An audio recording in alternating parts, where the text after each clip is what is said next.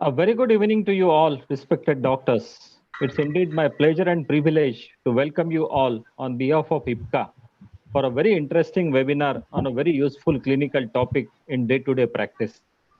For today's webinar, we have three renowned and learned faculties from the country: Dr. Jay Gopal sir from Palakkad, Dr. Arshad sir from Trivandrum, and Dr. Prasundeep sir from Sikandrabad. Dr. Jay Gopal sir will be speaking on a topic: will ticagrelor replace clopidogrel in everyday practice? Dr. Arshad sir will be speaking on blood pressure variability and home BP monitoring current status. And Dr. Prasundeep sir will be speaking on BP goal and therapy. Should it be differ in patients with or without diabetes? And to moderate today's webinar, we are honored as we have a very two stalwarts from the country in the field of cardiology and endocrinology. They are Dr. Govindan Unni sir from Thrissur and Dr. K.M. Suryanarayanan sir from Bangalore. It's my proud privilege to welcome and introduce today's moderator and co-moderator to you. Dr. Govindan Unni sir is a professor and medical director at Jubilee Radayale and Jubilee Mission Medical College and Research Institute at Thrissur in Kerala. Sir is a first rank holder for MBBS from Calicut University. Sir has delivered Calicut Medical College Alumni Annual Oration in 2004. Sir is recognized as inspiring cardiologist by Economic Times in Doctors Conclave 2018. Sir has a 21 publications, including 2 chapters in textbook. Sir is a regular faculty at annual national meets of Cardiology Society of India, Indian College of Cardiology, Hypertension Society of India, and Indian Society of Hypertension and Association of Physicians of India also. And Dr. Unni sir is a teaching faculty at several CMEs conducted all across India as well as outside. Welcome, Dr. Govindan Unni sir. Then for today's webinar, our co-moderator is Dr. K.M. Suryanarayanan sir. Sir is a Vice Admiral and Senior Professor at Department of Endocrinology at MS Ramaiah Medical College and Hospital at Bangalore. Sir has served as a physician to His Excellency, the President of India from 2003 to 2005. Sir has organized a national level endocrinology update in 2003 at Army Hospital Research and Referral in 2003. Sir has established endocrinology centers at Army Hospital, New Delhi, and Command Hospital, Air Force at Bangalore. Sir has initiated and started DNB endocrinology at Army Hospital, New Delhi. Sir is a patron and chief advisor of ACCON 2011, which was held at Pune in December 2011. Dr. Suryanarayanan sir has 38 years of teaching experience, and sir is confirmed with Lifetime Achievement Award for contribution in the field of endocrinology by Karnataka Endocrine Society in April 2019. Sir is a life member of API, ESI, RSSDI, TSI, ISBMR, that is Indian Society of Bone and Mineral Research. Welcome, sir. With this introduction, I hand over the session to our today's moderator, Dr. Govindan Unni, sir. Sir, please. Thank you, Avinash. My pleasant duty today is to introduce the two speakers, Dr. Jay Gopal, as also Dr. Arshad. And then I will hand over the mic to Dr. Suryanarayan for introducing the next speaker. Well, the first talk will be by Dr. Jay Gopal, my good friend. He is the director and senior interventional cardiologist from Palghat. He is the vice president of the Indian College of Cardiology, has been the backbone of Indian College of Cardiology for quite some time now. He is the executive committee member of the National Cardiological Society of India. Again, he has been very active in Cardiological Society of India matters. He is the principal investigator and national coordinator of the Heart Failure Registry of the ICC. He is the editorial advisory board in the Indian Heart Journal and has been co-investigator in quite a good number of studies: CREATE, Kerala Acute Coronary Syndrome Registry, Acute Coronary Syndrome, ACS, QUIC, atrial fibrillation, our own Kerala Atrial Fibrillation Registry, Pulmonary Artery Hypertension Registry, and the Primary Angioplasty Registry. He has numerous publications in various index journals in both national and international journals, and he has been a faculty in various academic events and conferences. Dr. Arshad, again, he is from Dr. Arshad is the director of the Cath Lab Services and is the senior consultant and interventional cardiologist at SK Hospital in Trivandrum. He has been he has a list of publications. He has published about 8 papers in various journals, and he has also got good presentations in major conferences. He had 14 presentations in various conferences. He has been a faculty at various conferences from Gurgaon, Trivandrum, Academy of Echocardiography, and has also presented a live case in the Trivandrum conference. With this introduction, let me now hand over the mic to Dr. Surya Narayan for introducing the next speaker. Yeah, good evening. I hope I'm audible. Yeah, you are audible. Yeah. I have the pleasure of introducing Dr. Prasoon Dev. I know him for a long time. He has done DM endocrinology and presently HOD endocrinology department at KIMS Hospital, Secunderabad. And he did MBBS, MD from GSVM Medical College at Kanpur.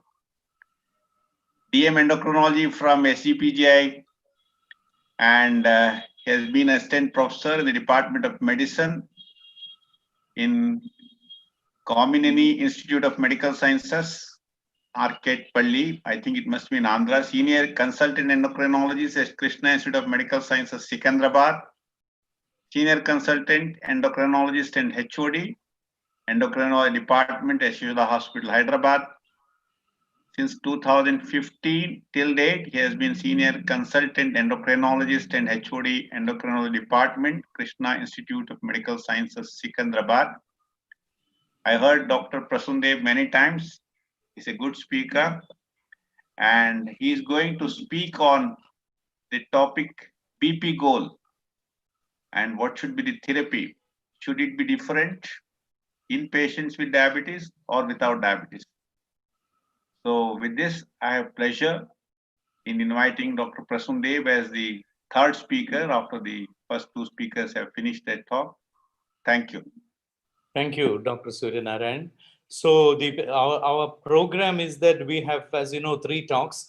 Each talk will last about 20 minutes. So within an hour, we will finish the 3 talks. And then we will have half an hour of discussions. So I would request all of you to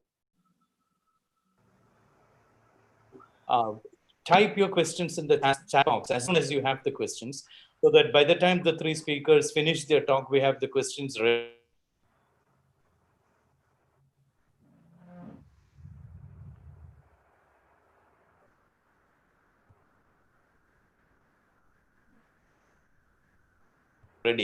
And we can have, so let's start with the first. And now that the cheaper costs, the question is will Jay Gopal. Jay Gopal, please. Thank you, Dr. Unni. Hope I'm audible to all of you. You are audible very well. Yeah, I think thanks, IPCA, for having invited me to take part in this academic event. So the topic is whether ticagrelor will replace clopidogrel in everyday practice. Now, we all know that there has been a lot of data over the last few years talking about the potency of newer antiplatelet agents, and it's very clear that the newer antiplatelet agents have become more and more popular in day-to-day practice. So I am going to take you through various subset of patients with ischemic heart disease, and also to tell you whether in the near future whether ticagrelor will replace clopidogrel in everyday practice. So I'll start off with a case presentation. This is in fact one of the first few cases where I used ticagrelor in my practice. This is a gentleman, 62-year-old man who had an acute inferior wall myocardial infarction and then came to me with a STEMI. And then the right coronary artery, as you could very clearly see, is a long segment of disease right from there to the proximal to the distal portion. So this guy when had a uneventful angioplasty, long segment lesion, but then had 2 stents, one right from there and another one all over there, and fairly decent result at end of that. Well, it was a time when only clopidogrel was the first line of treatment, and this patient was on a dual antiplatelet agent plus a tirofiban infusion, because that is something which we keep adding when you have a long stents and complex lesions. So you want a little more potent antiplatelet agent, and everything went off well. This guy was admitted in the afternoon till about 1 a.m. in the morning when he developed severe chest pain, again a reinfarct, and you could see the proximal right coronary artery got totally occluded. And then this is a sort of an emergency where he was again taken to the cath lab, wired, had multiple balloon inflations. And this was a time when I thought this is probably a case where the clopidogrel was not really working in this patient. In other words, he had clopidogrel resistance. He was switched over to ticagrelor, and that really worked well. Everything was going on well. He had a decent result, but on 4th day again had chest pain. But then I thought the stent was again getting blocked. But this was what the result was on the 4th day, telling us very clearly that the ticagrelor was very effective in this drug. In fact, he had another lesion in the left anterior descending artery, which he underwent an angioplasty, and he has been doing fairly well over the last 5 to 6 years now. Had a recent treadmill and even a non-cardiac surgery after a discontinuation of both antiplatelet agents, and is doing extremely well. So the point I wanted to convey here is that this is the classical indication of ticagrelor in practice, where somebody on clopidogrel, it doesn't work, a stent thrombosis, and that's where this really becomes a very useful drug. Now let's go through some of the landmark trials. So I think the first thing that which they both reinforcing is the fact that the drug ticagrelor, the superiority over clopidogrel, was seen in the context of acute coronary syndrome. This was a large study, the Plateau trial, where about 18,624 patients were studied, and they looked at the primary endpoints where myocardial infarction, stroke, and death. And they found that ticagrelor was able to reduce about 16% reduction in the primary event rate, and that too with no excess in bleeding. And this is what really pushed this molecule into reckoning. And not only that, when they also looked at the diabetic subset of patients, and I'm sure there are a lot of physicians here who are interested in diabetology. I mean, whether the patient had a high HbA1c, of course, the cutoff here was 6, or a low, or it was found to be equally effective. Those patients who had the ticagrelor, the primary endpoint was definitely lower in patients who had diabetes, showing that this was very, very effective. So again, no excessive bleeding in these patients, and that is again something really worth mentioning. Now, to think of if we were to really analyze the data further, I was talking about an acute coronary syndrome. There were 2 groups of patients. One is the ST elevation myocardial infarction and non-ST elevation ACS without revascularization. And they also found that whether it was this group, regardless of the revascularization or not, ticagrelor consistently reduced the primary outcome. Then in short, the idea that has to message to be conveyed is this was effective even in the non-ST elevation myocardial infarction. Not only that, they went one step further, and they also looked into the number of vessels where the patient had an angioplasty, and whether it was a multi-vessel or a single vessel, again, the drug was found to be effective. So in other words, the anti-thrombotic efficacy of this drug is unquestionable. It's really superior to clopidogrel. Now the question is, why is it so? The main reason is because in this context of an acute coronary syndrome, any drug that you want to use has to start working early. So this is a study which is known as the onset and offset study, and which showed that ticagrelor had a much more rapid action. It was greater in terms of the efficacy, and it was sustained, and the offset is also faster. That is another important thing. For example, when you want to subject somebody to surgery, if the patient is on clopidogrel, you have to stop that at least for 5 days. And if it's on prasugrel, it's much more longer. You have to stop it for about 7 days. Whereas the effect of ticagrelor would wane off in about 2 days' time. So the faster onset, superior antiplatelet, and the rapid offset was a very attractive thing. And that is probably the benefit that you saw. And not only that, the benefit started showing not only from the beginning itself, but it was sustained over the period of 365 days. So much so, proving the point that this is a really effective drug across all classes of patients. And they have really gone into various subsets, whether the patient had an invasive option, a non-invasive option, whether the patient had a myocardial infarction, whether the patient had a CABG, coronary artery bypass grafting, whether they were diabetic. All these subset of patients, you can see very clearly that ticagrelor had a much better efficacy, showing us that this is a very effective drug. Now, we all know that when you talk about a study, the study patients are a lot different in our day-to-day practice. That is where the registry comes in. In fact, we also have a experience in a lot of registries which are conducted over Kerala. Similarly, this is a European registry, SWEDAT registry. The important thing is this is a real life scenario, and you have a much larger number of patients, 45,000 plus patients, where they looked at the secondary endpoint. And in fact, they studied these patients over a period of two years. And what they found was, again, the primary outcome, that is whether the myocardial infarction or stroke, was considerably less with ticagrelor, the mortality was less, and the risk of myocardial infarction again was significantly low. And again, proving the point that this was a much superior drug. Again, there was a Denmark registry. I don't want to go to the details. Large number of patients. Again, the information conveyed is the same. Now, is it just relevant to the European population? No, even in the Asian group, you have the Taiwan registry, which again showed that the efficacy is as good in the Asian population as well. So it's very clear now that these patients are those patients who have been subjected to an intervention. Today, we have no doubt that we would start them on ticagrelor, and to my mind, that would definitely replace clopidogrel. But what about patients who have gone through? Large majority of patients cannot afford an angioplasty. They would go through a lytic therapy with either streptokinase or clopidogrel. And this is one trial, which is a TREAT trial, where ticagrelor was compared to clopidogrel in those patients who had an ST elevation myocardium and who were thrombolized. And the important thing was, this is again fairly large number of patients, close to about 3,800. And all of them were initially pre-treated with clopidogrel and then switched over to ticagrelor later on, after 12 hours, mainly because people were not very sure whether the superior drug would produce more of a bleeding tendency. And what they found was that all the major bleeding, the BARC bleeding, everything was favorable in terms of ticagrelor. And again, proving a point, this is that you have a superior drug in a patients younger than 75 years. Administration of ticagrelor after a lytic therapy was non-inferior to clopidogrel. And so in centers where even the SPAMI facility is not available, today you have a molecule which will actually prevent reinfarction better than clopidogrel. So even in the medically treated patients, it is useful. Now, till this time, I was talking about acute coronary syndrome. But what happens to the vast majority of patients who have a chronic coronary syndrome or the day-to-day practice? That's where this particular study, the Pegasus TIMI 54, where this was compared to clopidogrel and also to placebo. And what they found that when they were actually added on, this was actually compared with aspirin, 21,000 patients, large number of patients, where ticagrelor, after 1 year, the dosage was reduced to about 60 milligram BID. And when it was compared to placebo, which is ticagrelor plus aspirin versus just aspirin, again, they found that the median follow-up of 33 months, this was fairly effective and the event rates were really remarkably low.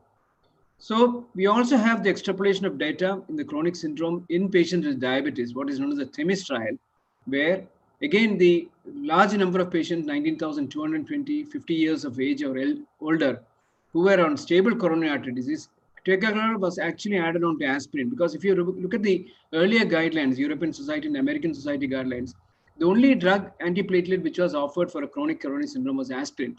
But then this was a trial where clopidogrel was added, and the follow-up again fairly large for more than 3 years. And again, they found that this was superior to the placebo arm, proving the point that even in patients with chronic coronary disease and even diabetes, without a history of myocardial infarction, this ticagrelor would produce a lower incidence of ischemic events.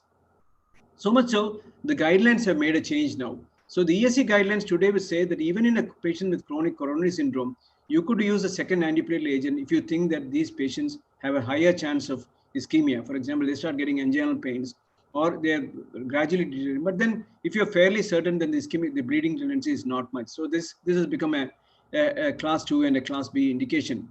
But then I think the important message I want to convey here is that will all patients be, the question is the title, whether every patient in a day-to-day practice would be switched over to clopidogrel, whether you need to look into the side effects, where actually bradycardia is one of the major side effects. The propensity to bleed is definitely much more higher. When you have a more effective drug, the chances of bleeding is higher. Bradycardia, dyspnea, which has been mentioned with this, increase the creatinine levels, uric acid level. But first three will probably be the more important factors. And I just wanted to share one of my patients. This guy had a CKD, came with a creatinine of 2.8, acute inferior wall myocardial infarction, underwent an angioplasty. And when I was wiser by when I had the experience of the first patient which I had shown. So this patient was straight to on ticagrelor. But a few days later, this guy came to me with giddiness. And then this was what the ECG showed. In fact, my medical officer said he's got a reinfarct, get the cath lab ready. He's going in for a complete heart block. somebody wanted to look at the potassium levels. Everything was normal. I said, wait here. All that you need to do is stop ticagrelor. And then this is what the next day's ECG was. Troponins were not elevated, enzymes had not gone up. So in other words, sinus node dysfunction is a very important thing. You need to recognize this when somebody is on ticagrelor. So that's a very important message I want to convey. Other thing is that you also must understand that when you have a patient with an acute coronary syndrome, the ischemic events are much higher in the first 1 month, whereas the bleeding events start creeping in later. So if you have a drug like ticagrelor in the first few months, first 1 month or 2 months or even 3 months, the ischemic part will be taken care of. But beyond that, you need to be really concerned about the bleeding points. And that's what you should be looking into, because these drugs are notorious for bleeding problems. Need for additional oral anticoagulant. Suppose somebody has a valve replacement or on anticoagulant for atrial fibrillation, advanced age, frailty, lean body weight, and CKDs and all that. So when you have this problem, I think you need to be careful. And that's where this particular study, the Twilight study, where ticagrelor alone has been compared with the combination of aspirin plus clopidogrel. This is again done in a large number of patients, studied in about 11 countries, and then they went up for about 3 months. And what they did was they actually compared ticagrelor alone with a combination of placebo. And what they found was there was a remarkably low incidence of bleeding points. So beyond 3 months, ticagrelor alone may be sufficient. But then if you start looking at the ischemic events, even when only ticagrelor was given, there was not much of a difference. Again, proving the point that you have this wonderful drug which you can be given as a monotherapy. That is why even today in those patients with atrial fibrillation beyond 1 year, you could use this drug as a monotherapy. Now, what about elderly? We are always concerned about the elderly above 75 years, even when you thrombolize or do a procedure. Then the efficacy of safety, the initial data showed that it is as safe. Elderly patient ticagrelor compared with clopidogrel associated with significant reduction in the events. There's no doubt that it reduces ischemic events. But then of late, we also see something what is known as the East Asian paradox, where you find that Caucasians are more prone for bleeding tendencies, and they're susceptible to bleeding event, but relatively resistant to thromboembolic events. So this is something which you need to consider in our population. And there is also one interesting trial, which is known as the Popular Age trial, more than 70 years, where this molecule ticagrelor or prasugrel has been compared to clopidogrel. And what is interesting is that this is the only trial which has shown that clopidogrel actually has a reduction in bleeding points, and the efficacy in terms of preventing any ischemic as good. So this actually is one data which would push clopidogrel as a preferred treatment above 70 years of age. So the question whether clopidogrel can be used in every patient has to basically depend on whether the patient is elderly, whether the patient has a bleeding tendency, or patient has a sinus node dysfunction. So these are the few things which I would always think about before using clopidogrel. So much so, in the European Society guidelines, and also there is a de-escalation strategy. That is, de-escalation means you don't want a very potent agent, you would come down to clopidogrel. And these the kind of patients are those patients who have a high bleeding risk, elderly, and you would think that the chance of ischemia is much less. So beyond 3 months, one would actually also be looking into some other scores to look at the bleeding tendencies, and then would de-escalate to clopidogrel. So the recommendation in post-PCA patients with chronic coronary syndrome has made a change in sinus rhythm. Here is one indication where clopidogrel following appropriate loading is recommended. And then following an appropriate loading, it should be considered for 3 months in patients with higher risk of life-threatening bleeding. So this has become an indication, or maybe one of the indications where clopidogrel has to be continued, and it's preferred to ticagrelor. So very important thing, other thing which I want to stress in a country like India is non-adherence. This particular slide has nothing to do with the ticagrelor. This is just actually borrowed from the PURE study, where you find that in a country like India, low income, number of patients in all the 3 guideline-based medication. For example, you look at the adherence following a heart failure or following a acute coronary syndrome in a low income or a low middle income country, you find that the antiplatelets, the non-adherence is significant. And we also know that when somebody does not adhere to therapy, the mortality rate again starts creeping in.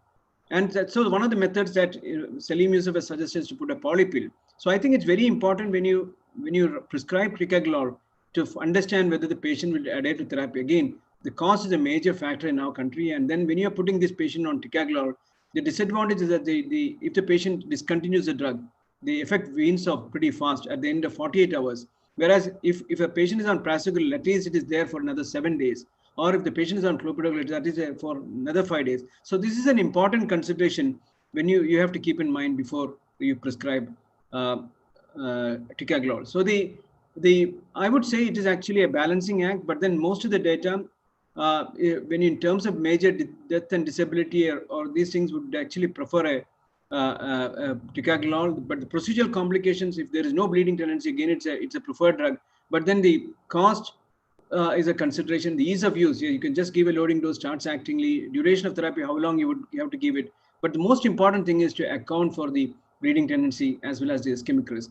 So to conclude, I would say we have no doubt in our mind. The data is very clear that ticagrelor is a superior drug and is more effective than clopidogrel in preventing thrombotic complications. Whether you manage this patient invasively by a procedure or non-invasively, whether it's a STEMI or an NSTEMI. And it also appeared to be associated with an all-cause mortality benefit. Many people say that it's got something like a pleiotropic effect like the statins, generally well tolerated, with no significant increase of major bleeding. At least the data that we have from the studies and the registry is fine, except in the elderly or those patients with high bleeding tendency. So this is very important. So ticagrelor definitely would be the preferred choice, all patients going for a procedure. But then when compared to prasugrel, again, ticagrelor is the preferred one in medically managed patients, because the TREAT trial also showed that in patients whose coronary anatomy is not known, patients with a history of TA and stroke, you don't want to use prasugrel there. So ticagrelor would definitely have an advantage. So it would become a very potent antiplatelet agent. But then the last line is very important. However, caution, because you have this data from the elderly, which tells you that there's little excess bleeding, more so in the Asian population, high bleeding risk subgroup. If somebody has had a peptic ulcer, intracranial bleed, and patient with sinus and AV nodal dysfunction, the kind of case that I had showed you. So you have to really, in fact, there is a I had one case where he went into necessarily, and when I looked at the literature, I found that there were about 7 cases reported. And one of the things people say that before you prescribe, look at the whether the patient has a significant the QRS widening. So if you find that, and there is an evidence of a sinus AV nodal dysfunction, this may not be good. And again, in asthmatics, the adenosine is a culprit there. So in this group, clopidogrel may be required for treatment. So in short, I would say that it's a very effective drug. The data is very overwhelming in terms of efficacy, but then one has to exercise this kind of caution, at least in a small group of patients. In the years to come, if the cost comes down, I'm sure this will become the preferred agent of choice. Thank you for the kind attention. Thank you, Dr. Jayagopal. We will have the discussion at the end of the session. I request all delegates to type their questions and comments in the chat box now itself, so that by the time we are at the end of the session, we can our next talk will be Dr. Arshad. Dr. Arshad will be talking about ambulatory blood pressure monitoring. So let me request Dr. Arshad to go ahead with this talk. And again, let me request all delegates to type their questions in the chat box. Dr. Arshad, please. Thank you, sir. Thank you for the invitation.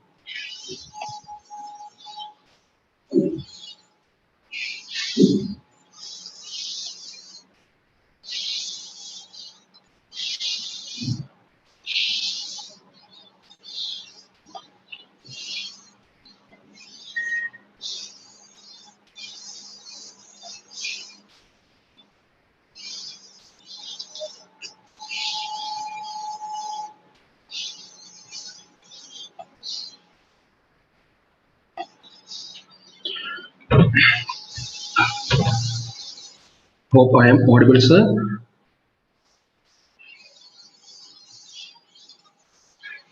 Hello. Your screen I am not seeing. You are audible, but I am not seeing your screen.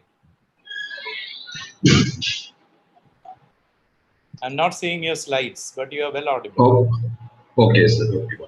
Sir, please click onto the screen share button and then select the PPT, sir.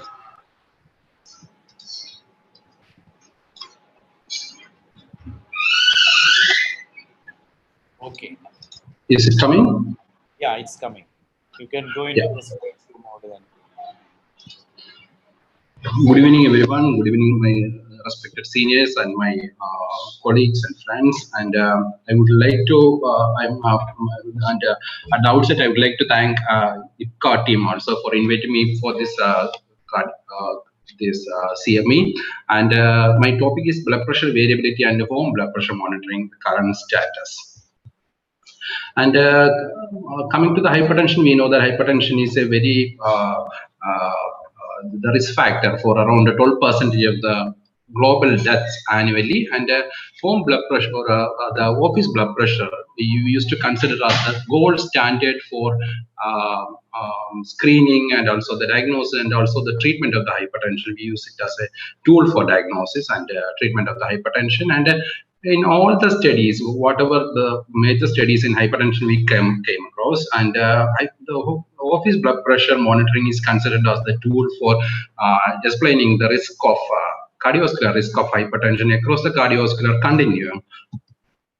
But blood pressure, we know that it's a continuous variable which fluctuates constantly in response to various changes in physical and mental activities, sleep, autonomic, humoral, mechanical, and so many factors are involved in and which will causes blood pressure variability. And so for explaining the blood pressure variability, I would like to take the help of this animal. And we know that the animal has got the maximum blood pressure in the animal kingdom. The blood pressure is in the range of it's twice the human blood pressure. It's 300 by 190 millimeters of mercury is its normal blood pressure, with a 40 kg weighted heart, and circulation maintains with this type of blood pressure. But if someone asks questions like what is the normal girth of this animal, and definitely that question will be very weird, because it will vary from one place to another. The girth will vary from one place to another. So just like that, the normal 24-hour blood pressure monitoring in a normal person also, see the morphology of the normal blood pressure,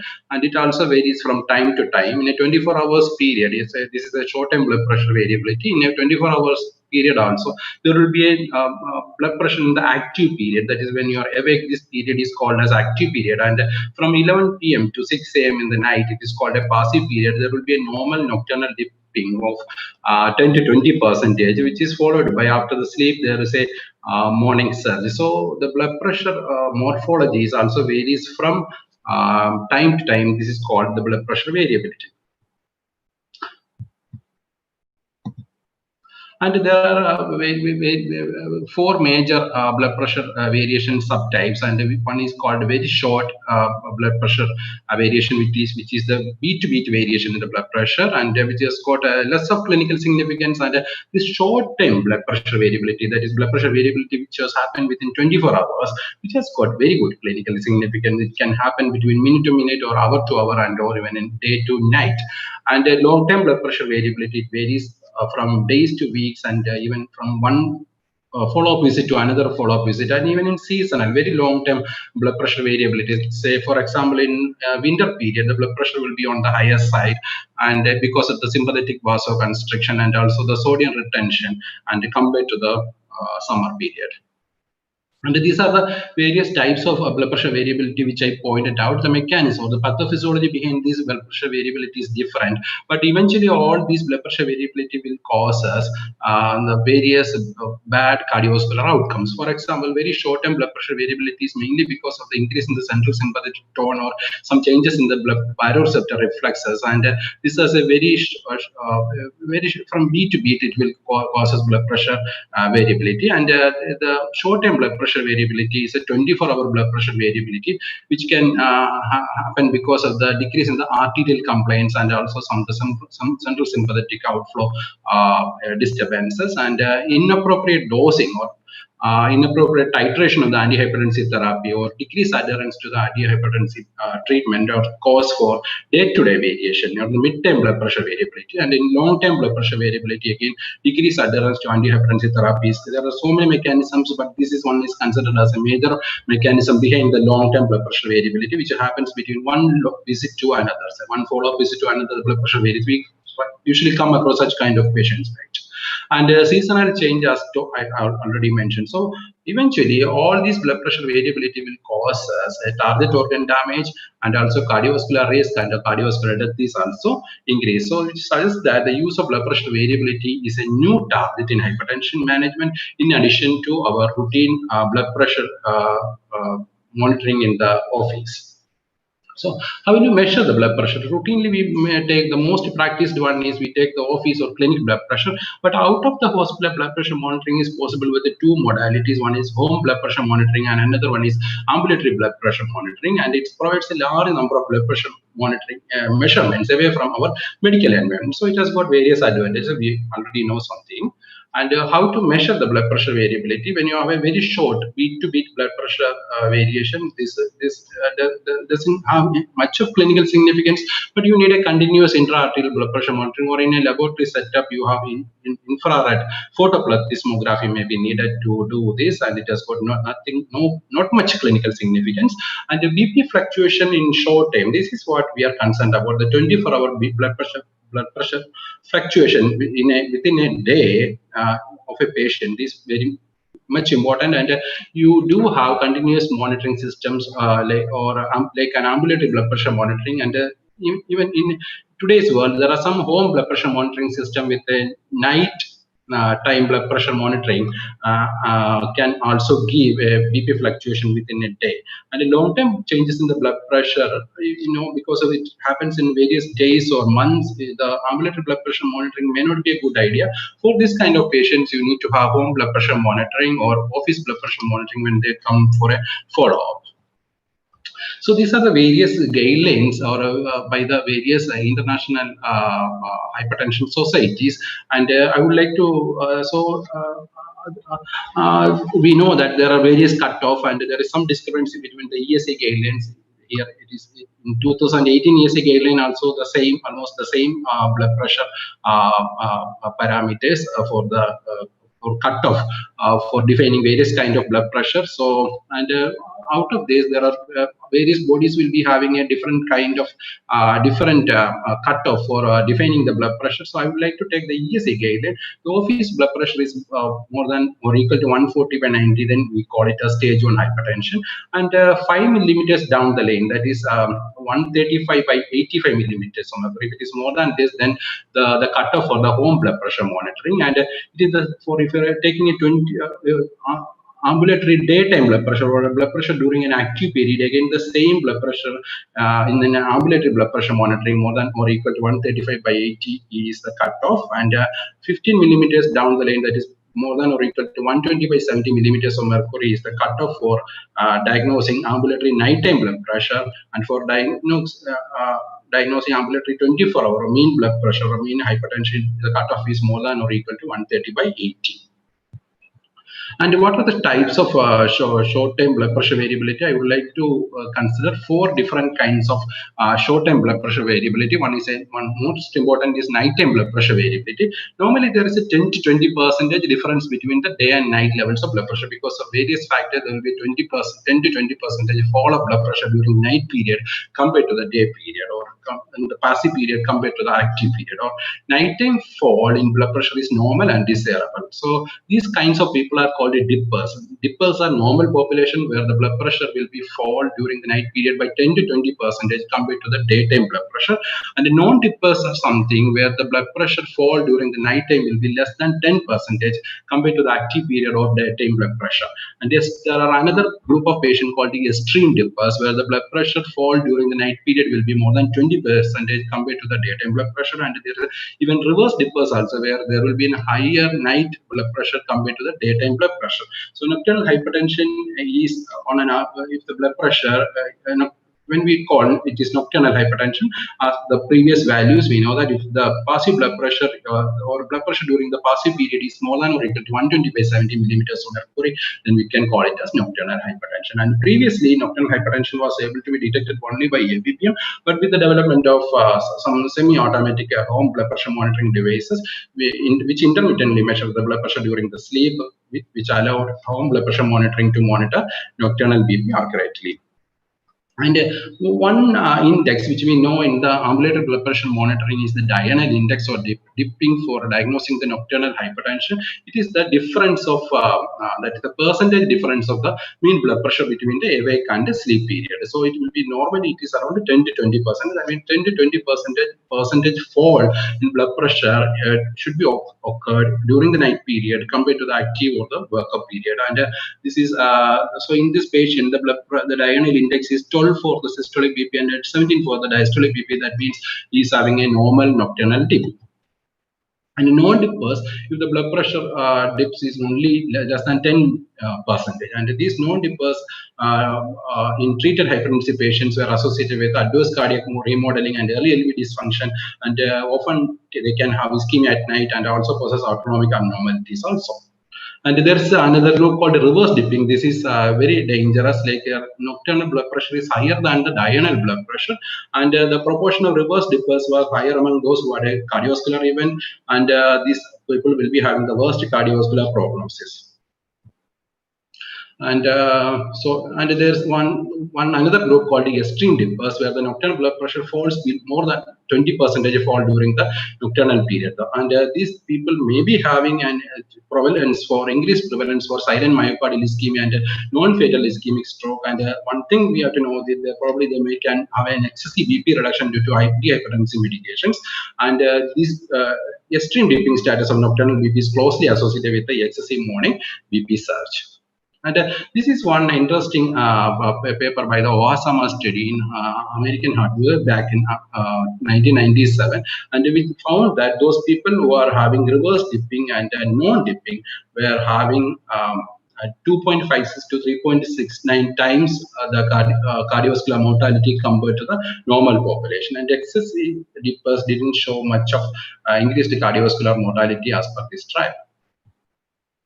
And this is one three-dimensional graph which is showing this an extrapolation from the famous CIST European trial investigators published in JAMA 2099, and where there is in the y-axis there is they have taken the systolic blood pressure and office blood pressure monitoring, and in this x-axis they have taken nighttime to daytime blood pressure ratio. So it ranges from 0.6, 0.8, 1, 1.2. This one ranges from 130 to 196.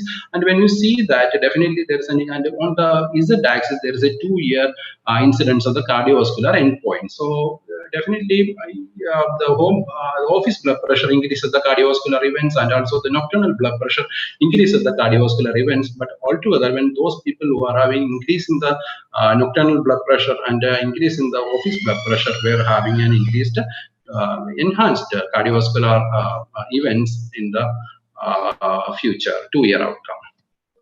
And second thing which I want to discuss with the short-term blood pressure variability is the morning surge. What is morning surge? Morning hypertension is diagnosed if morning BP values are more than 135 by 85 millimeters of mercury using out-of-office BP monitoring, and that is during the active period. It is inconsistent with the active period blood pressure, and more than 140 by 90 millimeter mercury using an office blood pressure monitoring. This is probably unlikely to happen because in the early morning no one is going to come for checking an office blood pressure monitoring. It can also be defined as having a morning evening blood pressure difference of more than 15 millimeters of mercury, or a morning nocturnal blood pressure difference of 35 to 50 millimeters of mercury. And it is also associated with an increase in the prevalence of the cardiovascular system catastrophe like strokes, cardiac events, epistaxis, dissection, and so many cardiovascular diseases. And two other short-term blood pressure variability include like white coat hypertension and also the masked hypertension. Masked hypertension is not, or white coat hypertension is nothing but when your clinical blood pressure is more than 140 by 90, but your ambulatory blood pressure or out of the office blood pressure is less than 130 by 80. And if the clinical blood pressure is less than 140 by 90 and the out of the hospital blood pressure is less more than 130 by 80, then this is a 24-hour blood pressure is more than 130 by 80. This is masked hypertension. And what is the importance of white coat hypertension? Many studies shows that white coat hypertension carries a more benign prognosis than sustained hypertension, but the subject should be recognized because they may receive unnecessary long-term expensive drug treatment. So we have to evaluate we have to know such kind of patient, and high risk of developing true hypertension in patients with white coat. So this is one important aspect. These people have a high risk of developing true hypertension in the future. So therefore, these people should be having a repeated 24-hour our ambulatory blood pressure monitoring to know in every 6 to 12 months to know whether they are developing true hypertension in the future. And they see the incidence, and the white coat hypertension may be present as many as 20% of the subject who appear to have hypertension according to office measurements, and 30 to 40% of the patients who have been labeled as resistant hypertension, in fact, will be having a white coat hypertension. So this is the importance. And coming to the masked hypertension is defined when the office blood pressure levels are normal in an untreated subject and ABPM levels are elevated. And this condition is present in 10 to 20% of the subject. We consider them as normotensive according to our office blood pressure measurement. And this is more common in diabetic patients. And several studies have shown that the cardiovascular risk in patients with the masked hypertension is elevated and similar to the risk in patients with the sustained hypertension. This is one study called the SHIEF study, and which has demonstrated that patients with the masked hypertension, where the blood pressure of home blood pressure monitoring will be more than 135 by 80 and clinic blood pressure is less than 140 by 90, and this is defined by home blood pressure monitoring, and a worse cardiovascular prognosis than patients with a controlled hypertension. And this is the chief outcome, right? I don't want to get into the all other details, but see the cardiovascular events trial, cardiovascular events outcome, and where you can see the controlled hypertension and those people who are having elevated BP in the office but not at home. That means white coat hypertension.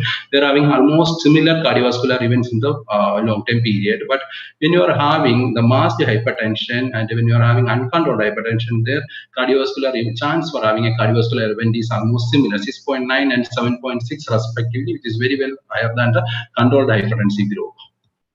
And coming to the home blood pressure monitoring, how do you take a home blood pressure monitoring? It is an effective and convenient means of screening for hypertension, and it provides BP information at many time points in a day and during unrestricted daily activities. But home blood pressure monitoring provides BP information at a fixed time. Say, for example, it will take the blood. We have to take the blood pressure in the morning fixed time and an evening fixed time, and a condition over a long period. So this blood pressure reading can be taken over a 4 to 7 days period, and at least two blood pressure reading 1 minute apart should be there at each time, each period. You have to take two blood pressure 1 minute apart, and first day blood pressure values should be discarded. And the Japanese Society of Hypertension guidelines recommend morning blood pressure be measured within 1 hour of waking and after urination, but before the medications or meal, while evening blood pressure, home blood pressure should be measured just before going to the bed. After having these 7 days of values, you can have the mean blood pressure. After excluding the first day's value, will give you the mean home blood pressure.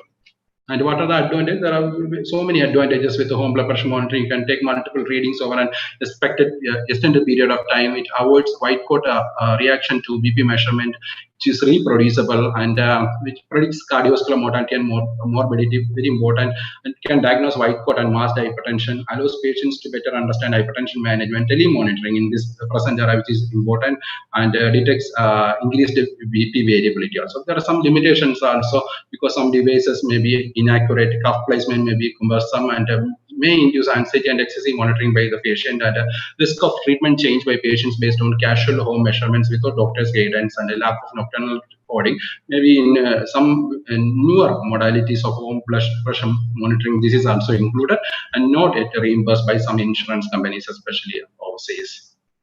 And coming to the recommendation on the out of the office BP measurements from key international guidelines on hypertension, I don't want to read everything about this, in fact, but at least for the confirmation, there are 4 points we need to know. Like, for the confirmation of the diagnosis of the hypertension, almost all bodies consider out of the office blood pressure, like home blood pressure monitoring or ambulatory blood pressure monitoring in all the blood, in stage 1 hypertension, especially if the blood pressure is more than 140 by 90. And if the blood pressure is more than 180 by 110, you don't have to wait for the ambulatory blood pressure monitoring or home blood pressure monitoring. You have to start the antihypertensive treatment immediately without waiting for the results of the ABPM or home blood pressure monitoring. And one treatment for the management of the white coat hypertension, again, if the blood pressure is more than 140 by 90, if the patient having a low cardiovascular risk and they have some presence of with no presence of asymptomatic organ damage, you can consider white coat hypertension and do a ABPM or home blood pressure monitoring. And also, some group of patients where you will be coming to daily or practice where they are taking 3 or more drugs, but still the blood pressure is 5 to 10 millimeters above their target blood pressure. They should also be considered for having a ambulatory blood pressure monitoring or home blood pressure monitoring for ruling out white coat hypertension. And coming to the identification and masked management of the masked hypertension by the ESC guideline, again, it is indicated, especially if the home blood pressure or office blood pressure is normal, but with asymptomatic organ damage or high total cardiovascular risk is there, you have to suspect masked hypertension, and out of the hospital blood pressure monitoring should be done, and assessment of management of short-term blood pressure variability should be done, especially if you are suspecting a nocturnal hypertension in some group of patients, especially those people who are having sleep apnea, CKD, or diabetes mellitus. And I will go through some, for the coming 2 minutes, I will go through some of the examples of some cases where the ambulatory blood pressure monitoring is helpful in defining the blood pressure variability. As this patient, who is a 69-year-old male who has a blood pressure of 150/94, is not having any target organ damage, stage 1 hypertension as per the ESC criteria, and he undergone an ambulatory blood pressure monitoring, and they found that the mean blood pressure, see, this is the hypertension, this is the, there will be a, the cutoff will be given in the upper end, and the patient's value will be given in the orange box, and it is lesser than the cutoff in the 24-hour period. It is less than 130/80. In the active period, it is less than 135/85. In the passive period, it is less than 120/70. So this person is having a white coat hypertension. And also, one thing we know that there are 2 other variables here, like percentage time elevation and hyperbaric impact. Roughly, if these values are more than 50, that indicates that patient is having hypertension. Here, it is less than 50. So again, the patient is not having hypertension. The diagnosis is white coat hypertension. This person, who is an 86-year-old male and a blood pressure of 113/57 millimeters of mercury, is target, there are some evidence of target organ damage by LVH on the ECG, and they did an ambulatory blood pressure monitoring, and they found that the blood pressure values during the mean 24 hours and also the active period and also during the passive period, the blood pressure is above the stipulated cutoff.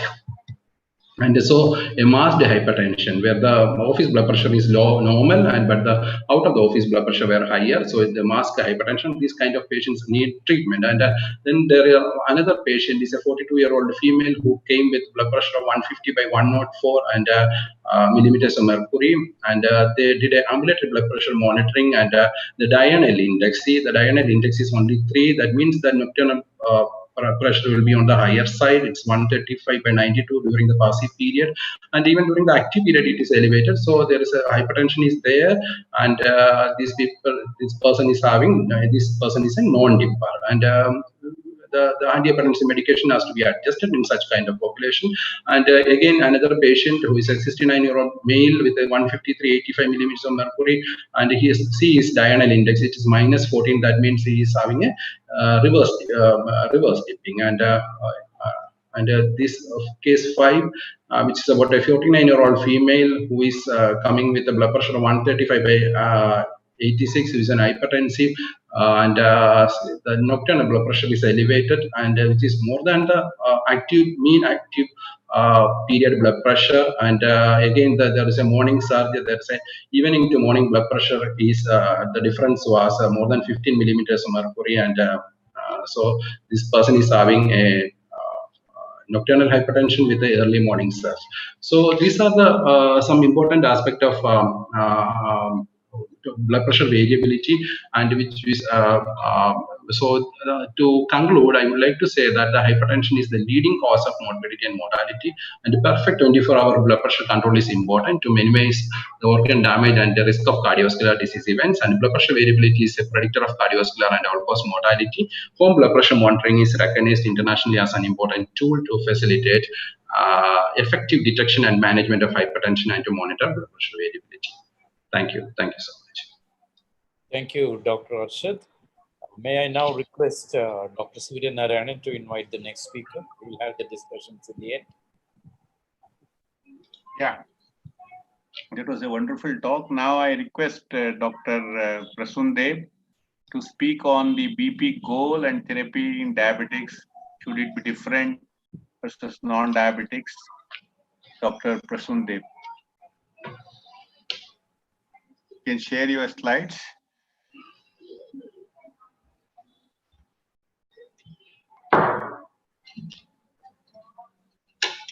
Yeah.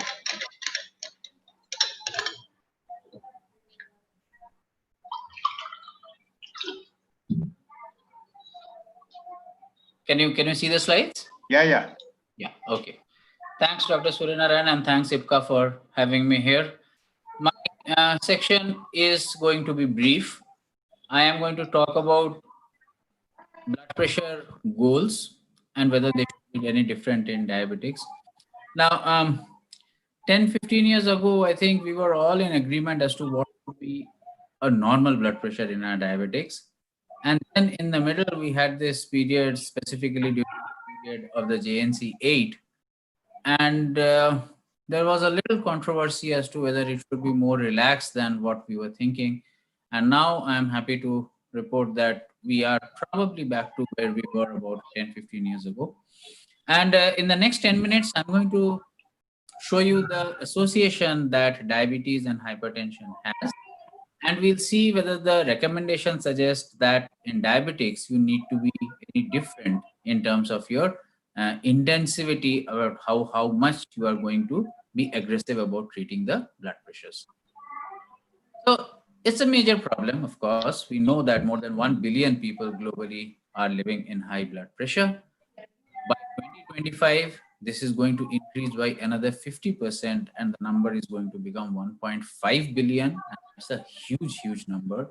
We are all very worried about these medically related population numbers, but this is clearly a very scary number.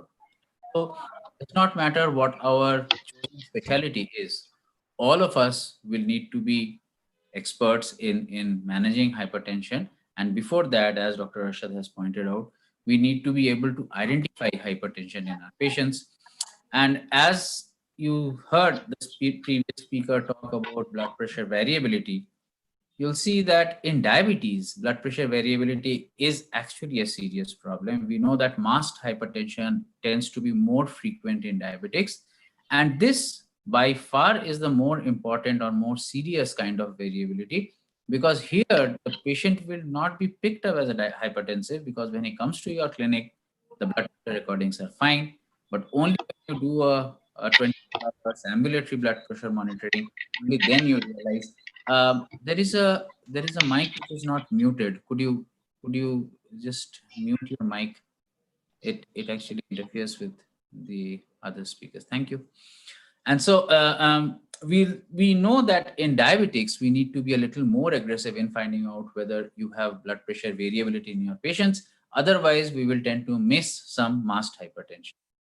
Now, not only is it a problem as a standalone, but we also know that 2/3 of all hypertensive patients have associated comorbidities, which then have to be aggressively looked for and managed. And these comorbidities are there: cardiovascular disease, diabetes, dyslipidemia, obesity. Obesity and hypertension is the classic chicken and egg conundrum. We do not know which came first.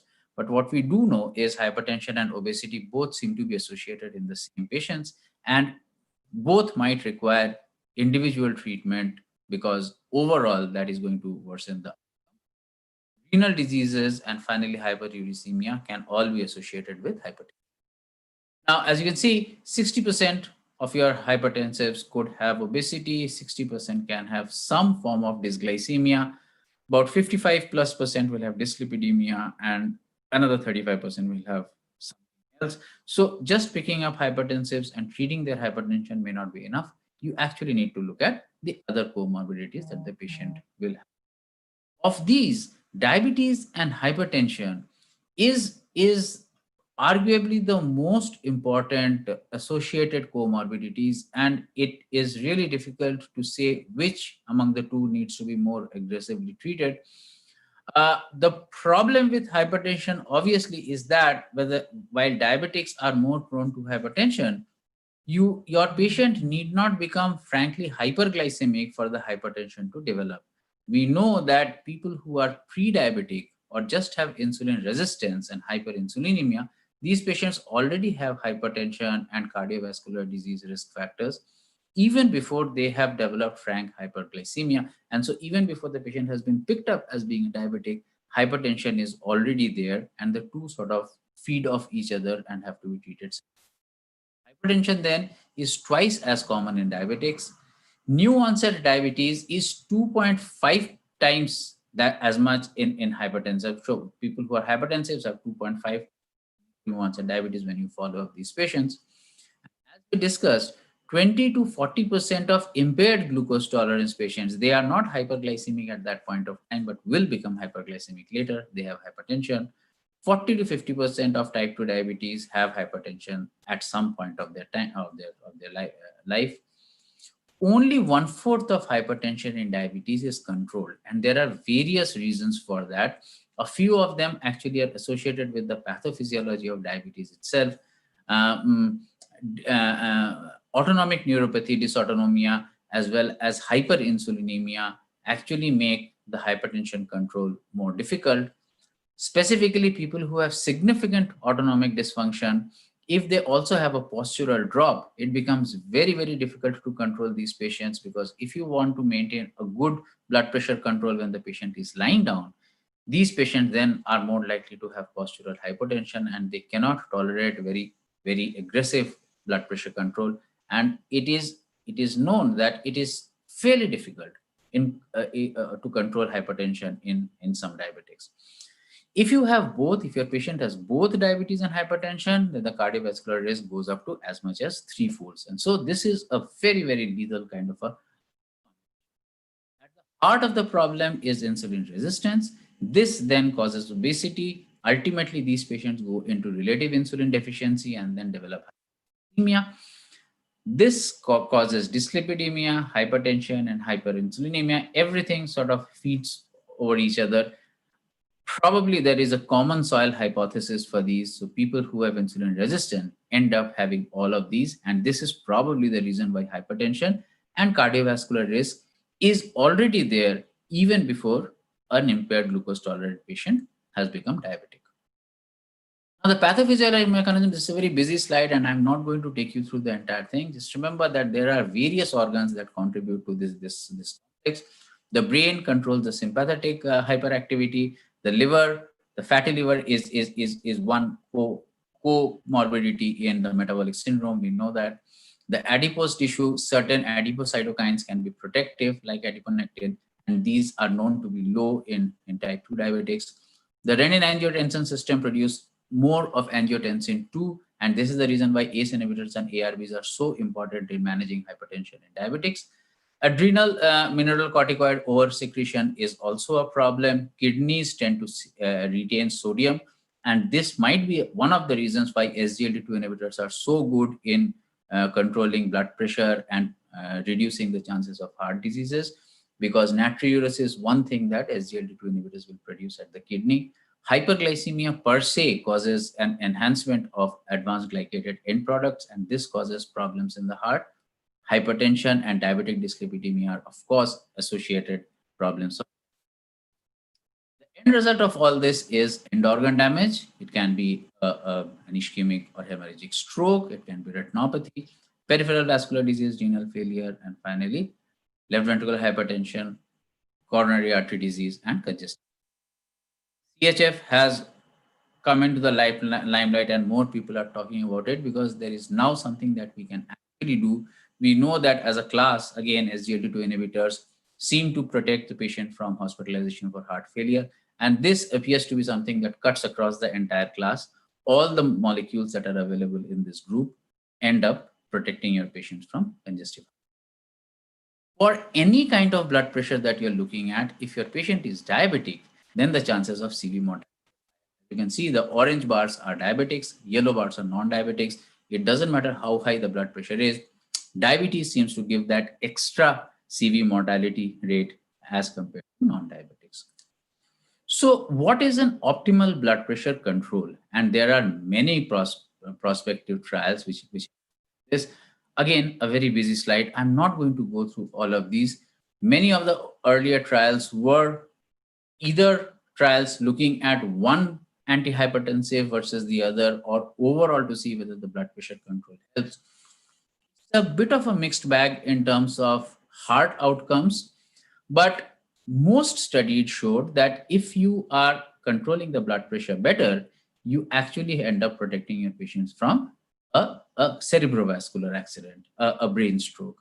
The cardiac mortality and the cardiac outcomes has been a bit of a mismatch. Some of the studies have shown non-significant or slightly significant improvement in heart events, while others have been a little ambiguous about the outcome. What has been surprising, and something that in the times of UKPTS people were not expecting, was that if you control the blood pressure better, you actually have a much better outcome in microvascular complications. Till that time, it was generally believed that microvascular complications are a function of hyperglycemia per se, and that is why you do not see microvascular complications in pre-diabetics or ischemic or impaired glucose tolerant patients. Most of the studies which have looked at blood pressure control have shown that retinopathy and nephropathy are clearly prevented in better blood pressure control. Now, as to what is a good number in the doctor's mind when they say that the patient is we remember that before all these studies came, we were taught that diabetics should have a blood pressure of 130 or by 80 or lower. If the patient already has nephropathy, then you should try 120/80 or, and these were all textbook quotations, as low as possible, as low as the patient could tolerate. And that was the message that was given to us when we were undergraduates and postgraduates. Subsequently, people had started looking at actual numbers, and most of the RCTs and the meta-analysis found that there was really no advantage of bringing the blood pressure down to very low levels. In fact, it could be counterproductive if your patient has a blood pressure of 120/80 or lower. And so the target blood pressure for a very long time used to be 130/80 for most of your diabetics. Subsequently, the JNC8 actually slightly complicated the issue. JNC8 was the opinion, and you remember that it was not a consensus opinion of the committee itself. And so many people say that it should not be called JNC8, but whatever it was the outcome was that for diabetics, the target should be 140/90. For elderly diabetics, it should be 150/90. And there was really no advantage in bringing it down any further. Now, the meta-analysis subsequently suggested that it was probably a slightly relaxed target that the JNC8 talked about. It was easier to achieve that target, and it probably gave your patient some mental satisfaction that he is doing the best and his blood pressure is 140/90. But most meta-analysis suggested that the target should still be 130/80. What was definite was that if you try less than 130/80, then you have to balance it with the side effects of the molecules that you're using. And so 120/80 or lower is definitely not on the cards. 130/80 is what most recommendations, including the ADA, now give for all our. The reason why people again went back to something less than 140/90 was the SPRINT trial. The only thing is that I should not be the right person to talk about the SPRINT trials because it was not in diabetics. It was basically a non-diabetic hypertensives. And here also they found that the 130 is probably an acceptable systolic target, and this should be applicable to most patients. The HOT study and ACCORD study, much older studies, of course, they also had shown that 130/80 is okay. Only if your patient is elderly, then you probably can keep the systolic blood. But for most of your diabetics, 130 is still good. overall emphasis again is that you should not produce a side effect by trying and achieving a blood pressure of less than 138. And most of the recommendations are unanimous that you should not actually cause a problem. You should not, for example, cause a postural hypotension, because this is totally counterproductive. So primum non nocere, first do no harm. You should not harm your patients by being very aggressive about the blood pressure. The BP goals then, again, I'm sorry, this is a very busy slide. So you just focus on the first and the second box right up there. Patients with diabetes and hypertension should be treated to a systolic and diastolic BP goal of 140 and 90. Lower targets such as 130, 80 is okay for most diabetics who do not have any comorbidities. You should only target less than 130 and less than 80 for younger patients whom you know that they can tolerate this without producing any symptomatic postural hypotension, and in patients who have albuminuria, and or those with patients with hypertension and one or more atherosclerotic CV risk factors. In the older patients, 130/70 is not recommended. You should not go below 130/80, and probably 140/80 should be an acceptable target for older adults. For patients with diabetes, then the same treatment targets are recommended, 130/80. And these are the various recommendations that you have. I'll draw your attention to the ADA because my primary interest is diabetics, and the ADA gives you a target of less than 140/90 and less than 130/80 in selected patients. The pharmacological options that we will discuss in the next slide. And JNC8, as I told you, was the one that actually sort of slightly altered the thing in a more relaxed way and made it 140 and 90. So this is then the pathway, the flow chart for patients, treating patients who have blood pressure. If the blood pressure is above 140 and 90, then you initiate lifestyle modifications. And then if you are still not able to bring it down to less than 140/90, then you initiate pharmacological. If the patient is normoalbuminuric or microalbuminuric, then you have the option of one of the three ACE inhibitors or ARBs, calcium channel blockers, and thiazides. If, however, your patient is already macroalbuminuric, then your first molecule should be an ACE inhibitor or ARB. It is probably safe to say that the first antihypertensive in most of your diabetics should be either an ACE inhibitor or ARB.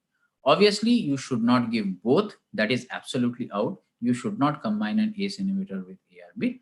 But either this or that, according to whatever your preference is, should probably be the first antihypertensive for most of your patients. If you can achieve a blood pressure less than 140/90, then you continue.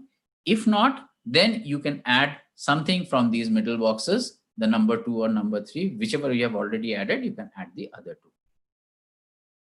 So if the patient has got a blood pressure of less than 160/100, you have the option of starting one agent. However, if your patient has come with significant hypertension, then the recommendation is, remember that earlier there used to be this stepped care approach where you start with one molecule, go to the maximum dose of that molecule, and consider a second molecule. That is no more recommended. And if your patient has got significant hypertension, then you straight away, along with lifestyle modification, start with 2 agents. And if the patient has got albuminuria again, then one of the molecules has to be an ACE inhibitor or an ARB.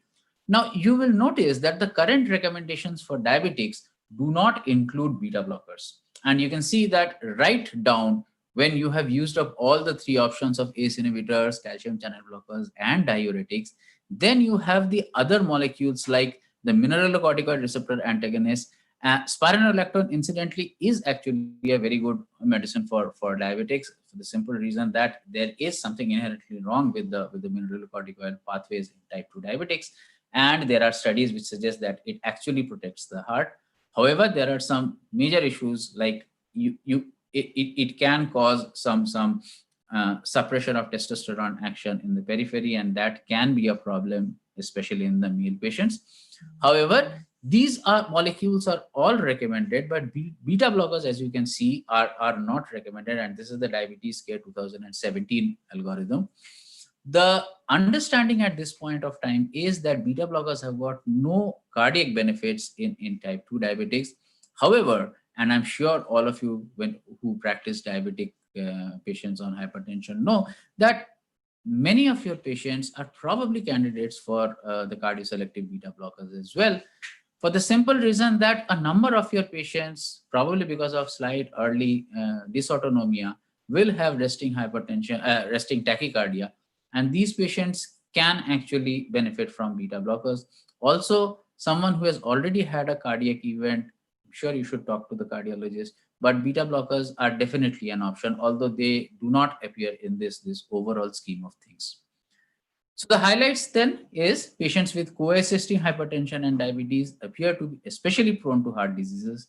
According to trials, a primary objective should be to bring these patients down to 140 systolic and 90 diastolic. More than the target, this should be the time when you should identify these patients as people who need treatment. And once you start treatment, you probably should still target 130/80 as recommended by the ESC guidelines say that you should not lower it to less than 120 and 80. And this is also something that has been increasingly evident, that overcorrection, being over-aggressive, is counterproductive, and you should not do that. So lifestyle modifications to reduce weight, improve diet, we all know how difficult that is, but we should be talking about this to our patients every time. Restrict salt intake, incorporate physical activities, have beneficial effect not on pressure, but also on glycemic control, lipid profile, the overall cardiovascular risk. I'll stop here, and then if there are any questions, we can all take the questions. Thank you, Dr. Prasun. I think we have a few questions in the chat box. Is Dr. Jayagopal there? Dr. Jayagopal?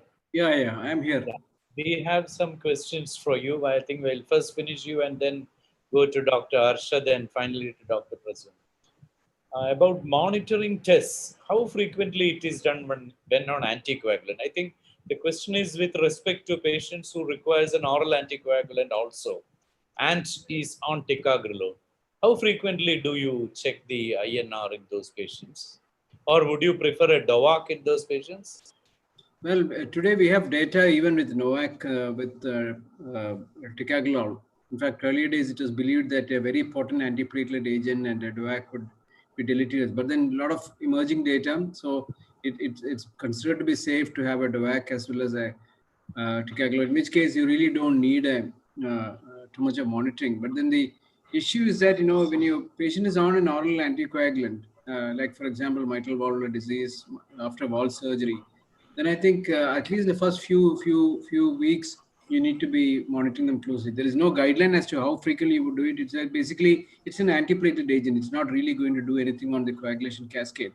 So the only worry is that if they have an excess bleed, then you'll have to de-escalate to clopidogrel at that point of time. What about triple therapy? Do you give DOACs when you are giving a triple therapy, aspirin, ticagrelor, and a DOAC, or would you prefer warfarin in those situations? I think the data as of now is to use warfarin along with the first few. Because at least you have something to hold on. You can check the INR and see. INR. And of course, the other thing is that when somebody is on dabigatran, you can always monitor by the APTT. Though it's not, it's all that. Yeah, not a strict or rigid criteria to go by that, but then that's possible. But I think initial first month, if you need a really triple therapy, I think you can use it. But then beyond that, safer to be on a single antiplatelet plus the oral anticoagulant or DOAC. Now, the next question I think is easy to answer. Can ticagrelor be given for primary prevention? Well, there's an interesting study which just got published last week. I think this is actually a study which has been done even with a intravascular OCT, the optical coherence tomography. What they've done is that those patients who had a plaque and then they were monitoring at the end of 1 month as to what was happening. But then the ticagrelor has no real beneficial effect in terms of preventing an event. And they also looked at the troponins in these patients at the baseline and end of 1 month. And they did not find a significant tropi elevation. So I think at this point of time, it's difficult. There is no primary prevention data. It's only a secondary prevention as far as ticagrelor is concerned. I think so, because even the role of aspirin in primary prevention is now hotly debated. Yes. So a stronger drug like ticagrelor, if you look at the benefit-risk ratio, I'm almost sure it will be tilted against ticagrelor. So right now, I think antiplatelets for primary prevention is very questionable field. Correct. There is another interesting question here for Jayagopal again. Can we go for clopidogrel resistant gene study, which will cost only around 2,000, and then put them on clopidogrel so that the long-term cost you can benefit? I don't know whether resistance gene study is available for 2,000 rupees, but what do you think about that? Do a clopidogrel resistance genetic study and then go for clopidogrel rather than ticagrelor. Well, it's interesting, I think, but then there have been a lot of recent data on this. What they've done is they have looked at the genetic studies, even at the clopidogrel resistance, and they find that in a clinical scenario, it's not very effective. It is the kind of benefit based on a genetic analysis and clopidogrel resistance. It doesn't translate into clinical benefit. So that way, I don't think it is possible. But when you, as an interventional cardiologist, I would always say that one of the easiest mechanisms to overcome the clopidogrel resistance is by putting them on a double dose of clopidogrel initially. That is how the OASIS study, if you give double dose in the first 1 week. In fact, we even extend it to 1 month in most of our patients who can't afford. So that's one way of getting over it. But I think at the end of 1 month, you can always come down. So by the time, if you are put in a drug-eluting stent or something like that, the endothelin would be partly taken care of. And that's probably more of a clinical opinion. But I don't think any test is available for 2,000 rupees. It's, really news to me. Dr. Arshad, theoretically, it's an attractive option, but like many other things, I don't think genetic study on clopidogrel resistance has really stood in the altar of evidence-based randomized controlled trials. It has really failed. So I think that is theoretically good. Practically, I don't think it is applicable. Arshad, do you want to add something? Please unmute yourself. You are muted.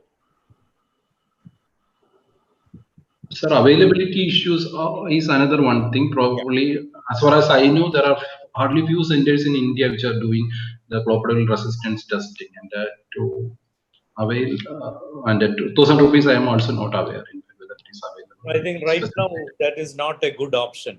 Preferably, you have to go for ticagrelor only. Anyhow, with the latency of the cost of ticagrelor has also come down. There is a question for you. How should BP be monitored in a rural setup clinic with a low socioeconomic group people? What do you say about that? It has nothing to do with home BP, but even if it is home BP, how often would you advise? Office blood pressure monitoring, especially there may not be any different criteria for low people with a low income group from the low socioeconomic group and the urban population. Probably the criteria will be for all the population, but still it all depends upon the frequency of blood pressure monitoring depends upon whether the blood pressure of the person is controlled or not. If the blood pressure is controlled and say as already pointed out, if the blood pressure is less than 140 millimeters of mercury for a person who is older, like more than 65 years, and if he's less than the blood pressure is less than 130 for a younger population, then a 2 monthly or 3 monthly follow blood pressure monitoring will be required. And those people who are not having a controlled blood pressure and their blood pressure is not under the target which has been pointed out, then they need a frequent monitoring, probably 2 weeks or probably monthly blood pressure monitoring will be required to make them under control, to make them their blood pressure under control. Your point about blood pressure variability and implications in cardiovascular diseases are well taken. But now I'm not talking about the day-to-day, day-night, nocturnal variation. What about the visit-to-visit variability? Do you think that drug treatment has any effect on visit-to-visit variability? Somebody with a very wide visit-to-visit variability, would you change the drugs or not? So the data about that is the implication, the clinical implication of the antihypertensive therapy in such kind of populations are very few. Probably there are some evidences from ALHA trial where they showed that those people who are having a longer acting calcium channel blockers like amlodipine showed a better blood pressure variability that, or better control of the blood pressure variability than they compared with atenolol, the beta blocker. So probably a longer acting calcium channel blocker, if that is not there in the list, that will be the drug. If you're finding any kind of blood pressure variability, whether it is a short term or and a longer term, like a visit to visit blood pressure variability, that should be there in the patient's list, I believe. Yeah, I think it is only a sub-study of ASCOT which showed these things, where amlodipine and diuretics are probably better and beta blocker is probably low down in the list. Low down. But anyhow, I think we still need more data to think about it. Yet another question, I think Dr. Arshad can himself answer that. The patient on drug develop a BP of 130/60. So what to be done in such cases? I think the delegate wants to know, what will you do if the diastolic blood pressure is 60? I think that is the question. So if the diastolic blood pressure falls to 60, what will be your treatment strategy? And if the patient is asymptomatic, I would like to continue the same antihypertensive medication as he is receiving, because in the present ESC guideline, if the blood pressure, the age of the person is less than 65, I guess, and if the target of blood pressure, the systolic blood pressure should be less than 130. They haven't mentioned regarding the diastolic blood pressure. So if the person is not having any symptoms of low blood pressure, I would like to continue the same regime as he is receiving now. Yeah, I think the only caution will be one elderly patient and the other patient with significant obstructive coronary artery disease. Then the coronary perfusion might fall and they may develop angina. If the patient is asymptomatic, I think we can definitely continue with the same drugs. One more question is opinion regarding timing of drug intake and any relation with meals. Would you like to add on that? Those especially if you are selecting one drug for antihypertension, it's if you are suspecting the blood pressure variability in one population, and a longer acting drug should be given more weightage than a shorter acting drug. For example, a longer acting calcium channel blocker like an amlodipine should be given, and for when you're taking some other drugs like angiotensin receptor blocker, a longer acting angiotensin receptor blocker should be given more importance. And when all the other blood pressure variability findings like early morning surge and all, we cannot or a nocturnal hypertension for that matter, we cannot clinically diagnose this nocturnal hypertension without having a out of the hospital blood pressure monitoring. But still, in such, if you are having a luxury of an ambulatory blood pressure monitoring or with you, then if you are diagnosing a nocturnal blood pressure, then a nighttime longer acting drug will do most of your job. I think there is some recommendation, at least in the diabetics, that if you are giving 2 drugs, you can give one other drug in the night. Dr. Prasoon, would you like to comment on that? Yes, I would agree, because with more and more ambulatory blood pressure monitoring, we are realizing that non-dippers are fairly common in diabetes, probably because of the autonomic control abnormality. There is a mild dysautonomia in many long-standing diabetics. And so non-dippers are more common in these patients. And we frankly did not know about it, because now that we have these ambulatory monitoring reports, we are finding it more and more so. And so right now, one of the molecules to be given at bedtime appears to be a fairly good idea. Also, the morning cortisol surge causes the early morning blood pressures to rise, and many of the cardiovascular and cerebrovascular events actually occur very early in the morning when the patient wakes up. And it might make theoretical sense to give at least one of the antihypertensives at night. The short-acting antihypertensive is also a point well taken. So losartan is probably to be discouraged as a once daily, and we see a lot of patients on once daily losartan. That is probably not a very good idea. If you have to give losartan, it should be given twice daily. Otherwise, you should shift to something like telmisartan, which is a true once daily. And so this concept of giving antihypertensives at bedtime is catching up. Yes. Yeah. But I think the first point is that you have to give a long-acting drug. That is probably the most important thing. Yes. The drug which is long-acting and produces smooth reduction of blood pressure would be the first choice. The Yes. time of giving will be only second pulse. Dr. Suryanarayan, would you like to take Yeah. over? Yeah. Now, what giving twice a day, morning and night, is preferable to have a smooth control of blood pressure for 24 hours. Something like what he spoke about, the BP variability, it also increases or fluctuations increase the cardiovascular mortality or morbidity over a period of time. Same thing like what we call the glycemic variability. So now glycemic variability, you should have drugs with less glycemic variability. We should have drugs which can control the blood pressure for 24 hours with less BP variability. That's what I think is the ideal. But if you see the associations, whether the European Hypertension Association, they always talk of a fixed drug combination for a better compliance to be given once a day, maybe in the morning. Like if somebody is more than one drug, the recommendation is to give an FTC so that the compliance is better. In that case, either we have to give that combination drug either in the morning or night. I think that's what we feel. But if the compliance is good, we can always split it and give morning and night.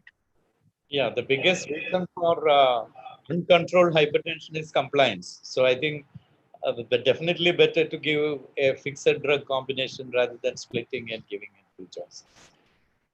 Dr. Jayagopal, how would you give a single antiplatelet ticagrelor at least 3 months after putting in a stent? What after the Twilight study? What is your opinion? Are you confident?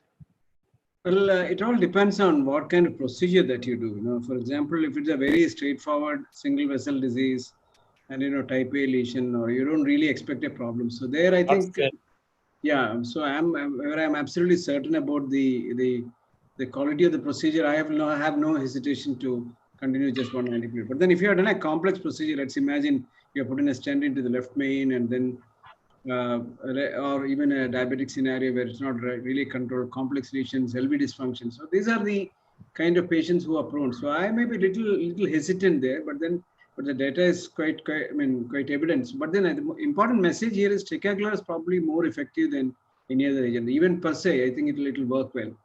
So it all depends on the complexity of the procedure.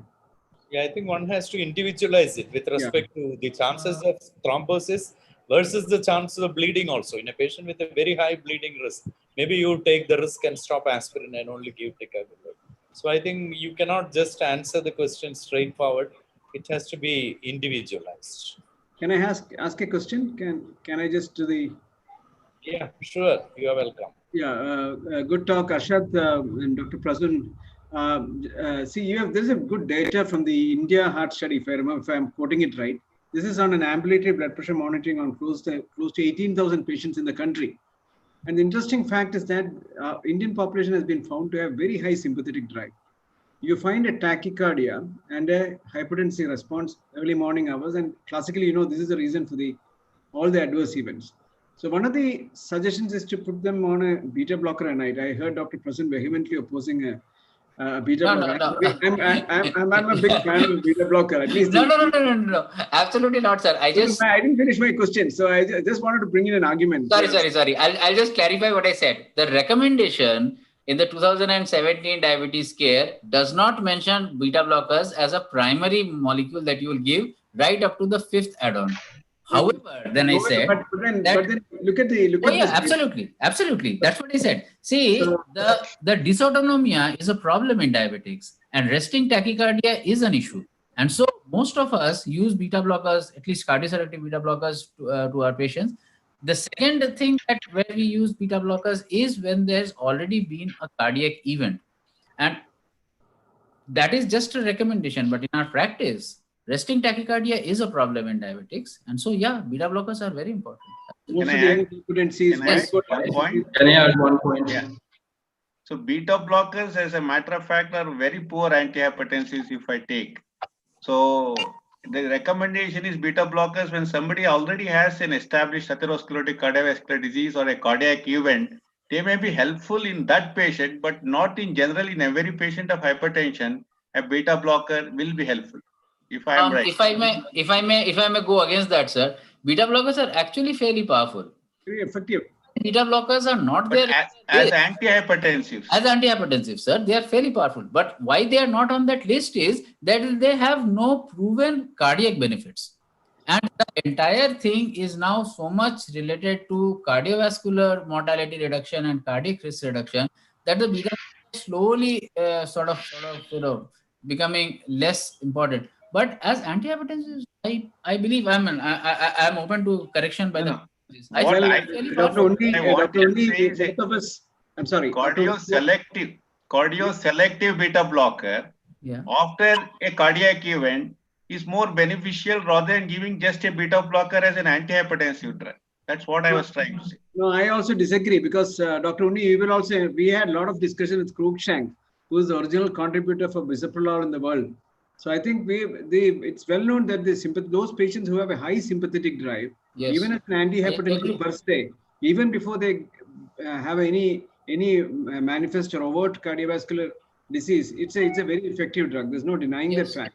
And I'm just quoting this study because, see, we see a lot of young hypertensives with the high sympathetic, the white coat hypertension, like what he had mentioned, Ashraf mentioned. So I'm sure there's a place. I mean, I take the opinion of the house. I'm just a controversy which I wanted to bring in, and then. Yeah. Now, see, the 2017 guideline was the first diabetic hypertensive guideline which did not mention the beta blockers. Before that, the ABCD rule applied where B was beta blockers. And you basically did not give beta blockers at that time to very young people because of the quality of life things, because it causes erectile dysfunction. However, this was like when we used to give more non-selective beta blockers. Subsequently, the cardioselective beta blockers, even the erectile dysfunction and all is not an issue. And in practice, I am sure, I mean, my other colleagues will agree, they are fairly powerful. I just mentioned it saying that algorithm didn't have it, but I'm sure we're doing it in our practice. The problem is that many times what appears reasonable or fantastic from the theoretical point of view, yes, sir. Once you do randomized control trials, it proves to be wrong. Unfortunately, for beta blocker, that has happened. We have all from JRC 1, 2, 3, 4, 5, 6. We have used beta blocker and we have all been very happy. But trials, unfortunately, showed that beta blockers are not good drugs as far as prevention the of ABCD trial, for example, showed that beta blockers were not good. And so, it is true that a young patient with a high sympathetic drive, beta blocker may be useful. But unfortunately, again, Dr. Jayagopal, there is no data. That is the problem. Your guess is as good as mine. Theoretically, it is superb. But unfortunately, we don't have data. And evidence of absence and absence of evidence are different. So that is where we stand today. So I don't deny it. I do. Can I ask a question to Prasun Dev? From a scientific point of view, I'm not sure whether I would recommend in a scientific meeting beta blockers. Sir, Suryanarayan. Can I ask a question to Dr. Prasun?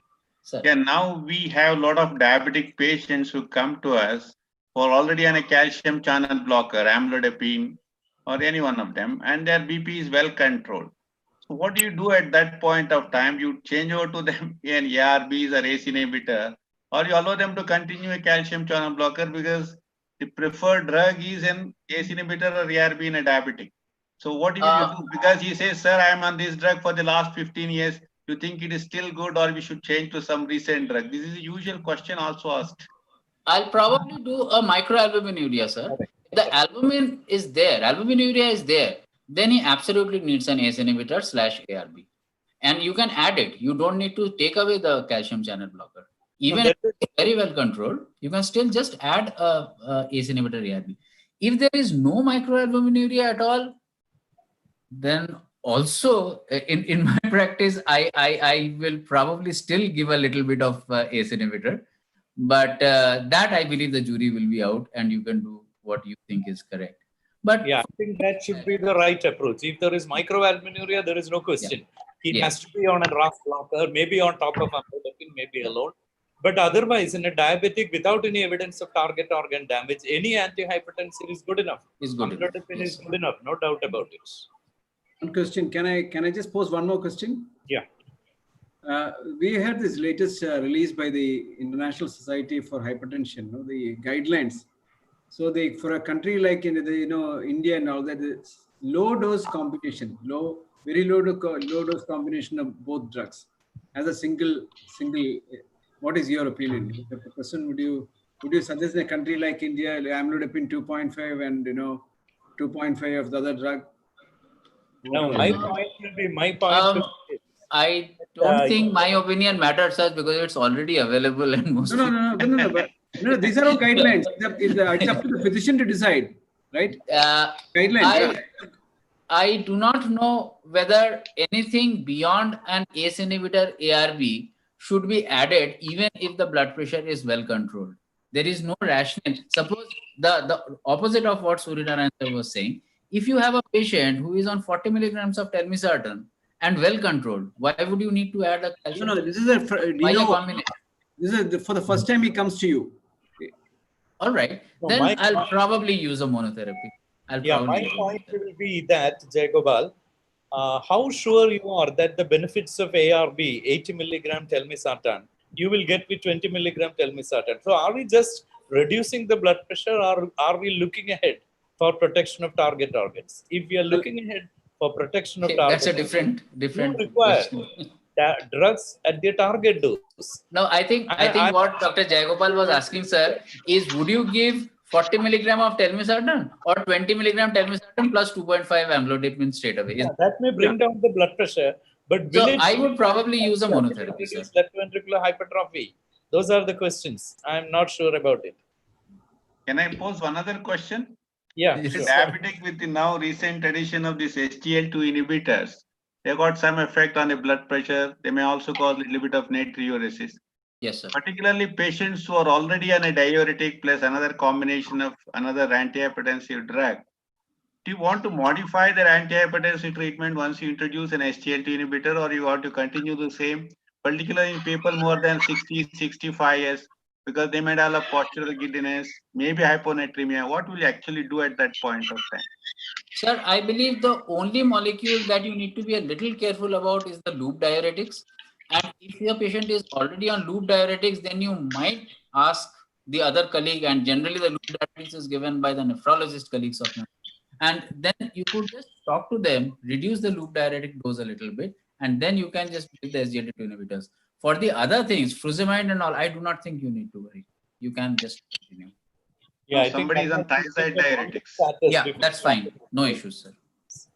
But you have to caution them at least, because initially when you start an SGLT inhibitor, they may develop more giddiness and may develop hyponatremia initially, and slightly rise in serum creatinine also can happen. Slight creatinine rise, yes, that you need to do. Should be well the kept GFR in will mind fall a little bit once you start these drugs. Yes. No, one has to be careful about the volume status. I would say put it that way. If the patient is well hydrated, you can start SGLT2 inhibitors. But if you feel that the patient is sort of dehydrated, it is better reduce the diuretic and start SGLT2 inhibitors subsequently. There is a chance of, I'm sure, non-diabetic ketoacidosis also if the patient is dehydrated. So it may be worthwhile looking at the volume status before starting these drugs. Anything else? Otherwise, I think we have already 11 minutes past 9 o'clock. So if there are no more questions, shall we call it a day? Let me thank all the three speakers for a very good talk, and Dr. Suryanarayan, also my co-moderator, for having helped me with this session. And let us also thank IPCA for this very useful session. So thank you very much. Do the sponsors have to say something? Yeah. Once again, a very good evening to you all, respected doctors. It was indeed a pleasure and a treat to listen to all the faculties today. They made topics so simple and lucid. It was a treat to listen to them. So my heartfelt thanks to Dr. Jayagopal sir, Dr. Arshad sir, and Dr. Prasumdev sir for giving a wonderful presentation. Thank you so much, sir. And my heartfelt thanks to Dr. Govindan Unni sir and Dr. Suryanarayan sir for wonderfully moderating the webinar and gliding the session smoothly. Finally, thank you all viewers for sparing your time on this working evening and making it a successful. Heartfelt thanks. Stay well, stay safe. Thank you, sir. Thank you. Thank you. Good night. Bye. Thank you.